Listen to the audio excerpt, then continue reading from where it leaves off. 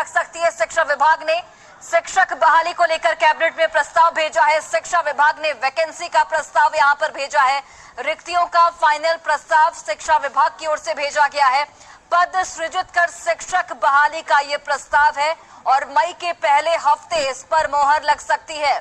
शिक्षक बहाली के प्रस्ताव पर मई के पहले हफ्ते मोहर लग सकती है। अगली कैबिनेट की बैठक में इस पर फैसला लिया जाएगा, मोहर लगाया जाएगा। 1,78,026 पदों पर बहाली निकाली गई है और कैबिनेट की मोहर लगते ही बीपीएससी को इसका पूरा ब्यौरा भेजा जाएगा। 10 मई तक ही बीपीएससी सिलेबस जारी कर देगा।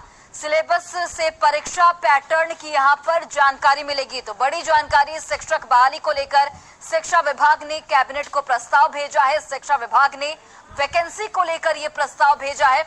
रिक्तियों का फाइनल प्रस्ताव शिक्षा विभाग की ओर से भेजा गया है, जिसमें पद सृजित कर शिक्षक बहाली का प्रस्ताव रखा गया है। मई के पहले हफ्ते में यह बड़ी जानकारी है कि मई के पहले हफ्ते इस पर मोहर लग सकती है, यानी कि अगली कैबिनेट की बैठक जब भी होगी मई के पहले हफ्ते की बात कही जा रही है, उस वक्त मोहर लग सकती है। 1,78,026 पदों पर बहाली निकाली गई है और कैबिनेट की मोहर लगते ही बीपीएससी को इसका पूरा ब्यौरा भेजा जाएगा। 10 मई तक ही बीपीएससी सिलेबस जारी कर देगा और सिलेबस से परीक्षा पैटर्न की जानकारी मिलेगी। कल ही हमने आपको बताया था कि जो सैलरी स्ट्रक्चर है वो भी जारी कर दिया गया है और सैलरी स्ट्रक्चर जारी होते ही अभ्यर्थियों का विरोध भी देखने को मिला। अभ्यर्थी लगातार इसका विरोध कर रहे हैं, लेकिन अब ये जानकारी निकलकर सामने आ रही है कि मई के पहले सप्ताह में कैबिनेट ने इस पर मोहर लगा सकती है। कैबिनेट की ओर पर इस पर मोहर लग सकता है। 10 मई तक बीपीएससी सिलेबस जारी करेगा और मई के आखिर तक विज्ञापन भी जारी हो जाएगा।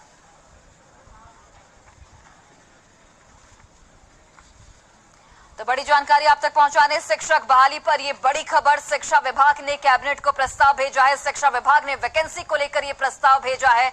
रिक्तियों का फाइनल प्रस्ताव यहां पर भेजा गया है। पद सृजित कर शिक्षक बहाली का यह प्रस्ताव, जिसमें मई के पहले हफ्ते मोहर लगने की बात सामने आ रही है। शिक्षक बहाली के प्रस्ताव में मई के पहले हफ्ते पर मोहर लग सकती है। अगले कैबिनेट की बैठक जब भी होगी उस वक्त मोहर लगने की संभावना है। बता दें आपको कि 1,78,026 पदों पर बहाली निकाली गई है और कैबिनेट की मोहर लगते ही बीपीएससी को ब्यौरा भेजा जाएगा। सहयोगी रजनीश जुड़ चुके हैं। रजनीश, मई के पहले सप्ताह कैबिनेट में मोहर लग सकती है। कल ही आपने ये जानकारी दे दी थी और कल जो सैलरी स्ट्रक्चर जारी हुआ था उसके बाद भी विरोध देखने को मिला था, लेकिन अब ये बात साफ हो गई है कि अब कैबिनेट को ये प्रस्ताव भेजा जाएगा और मई के पहले हफ्ते इस पर मोहर भी लग जाएगी।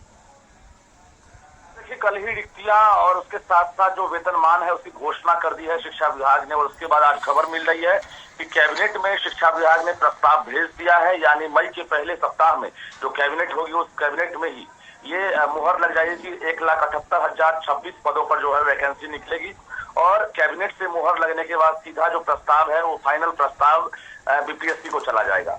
यानी बीपीएससी उसके बाद जो है मई के पहले सप्ताह में ही सिलेबस जारी करेगा। उसके बाद जो विज्ञापन का नोटिफिकेशन है वो मई के आखिरी सप्ताह में यानी 20 से लेकर 30 मई के बीच में कहा जा रहा है कि बीपीएससी जारी करेगा। कुल मिलाकर जो प्रारूप है, जो रूपरेखा है, उसको लेकर रणनीति बन रही है बीपीएससी के द्वारा।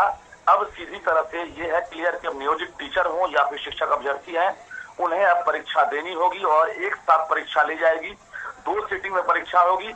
नो नेगेटिव मार्किंग का प्रावधान होगा, ऑब्जेक्टिव प्रश्न पूछे जाएंगे और उसके साथ साथ जो प्रारंभिक स्कूल के जो स्टूडेंट होंगे उनके लिए, जो गुरुजी बहाल होंगे उनके लिए जनरल स्टडीज से सवाल पूछे जाएंगे। साथ ही जो माध्यमिक और उच्च माध्यमिक वाले होंगे उनके लिए जनरल स्टडीज के साथ साथ जो सब्जेक्ट वाइज प्रश्न है वो पूछे जाएंगे।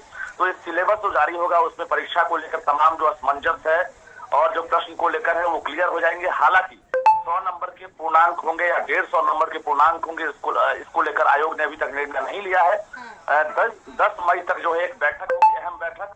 उस बैठक में शिक्षा विभाग से ही प्रस्ताव लिया जाएगा और उसके भी अधिकारी शामिल होंगे और उसके बाद फाइनल परीक्षा को लेकर जो फैसला होगा वो 10 मई तक हो जाएगा। जी रजनीश, जिस तरीके से कल जो सैलरी स्ट्रक्चर है वो जारी हुआ उसके बाद अभ्यर्थियों का विरोध भी देखने को मिला, क्या कुछ संशोधन की गुंजाइश है उसमें? क्या सरकार एक बार फिर से उस पर फैसला ले सकती है, चिंतन कर सकती है? देखिए बिल्कुल जो मूल वेतन को सरकार ने कल जारी किया है और मूल वेतन के जरिए अगर देखा जाए तो 25,000 से लेकर 32,000 तक, यानी क्लास 1 से लेकर 12 तक के जो टीचर बहाल होंगे उनको 32,000 तक जो मूल वेतन है वो सरकार देगी।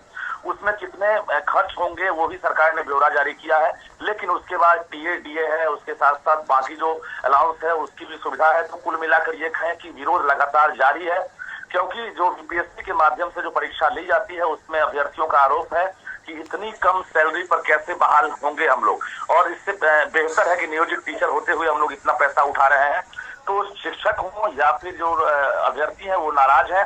हालांकि अभी जो भाकपा माले के विधायक हैं संदीप सौरभ, वो अभी अहम बैठक करेंगे। उसके बाद अभी 12 बजे तक अहम घोषणा भी होने वाली है कि आखिर सरकार की जो सहयोगी पार्टी है लेफ्ट, वो अभ्यर्थियों के साथ किस तरह की फैसला लेगी और उसके बाद क्या ऐलान किया जाएगा। जी बिल्कुल, चलिए रजनीश, आप नजर बनाकर